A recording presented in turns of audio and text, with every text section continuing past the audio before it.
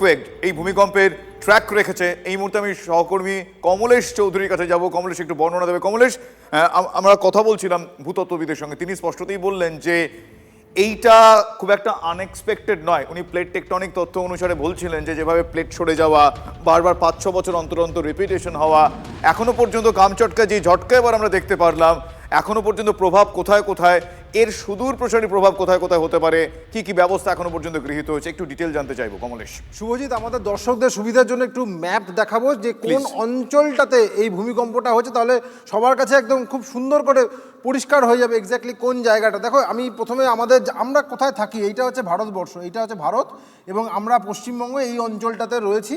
এইটা এশিয়ার একটা বড় পার্ট, এইটা রাশিয়া। রাশিয়া তো একটা বিরাট বড় দেশ, মানে সোভিয়েত ইউনিয়ন ভেঙে যাওয়ার পরেও বিরাট বড় দেশ হচ্ছে রাশিয়া।